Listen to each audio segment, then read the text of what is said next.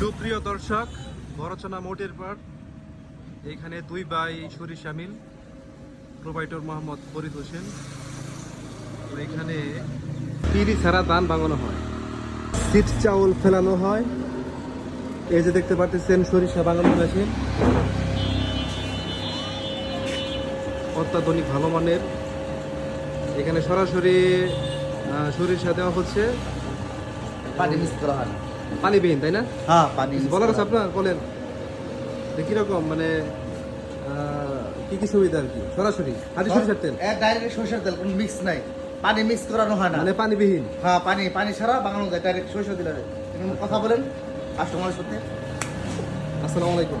কি অবস্থা, মানে এটা মানে খুব ভালো। পানিবিহীন, তাই না? হ্যাঁ, পানিবিহীন। একদম খাঁটি। সঠিক তেল আছে।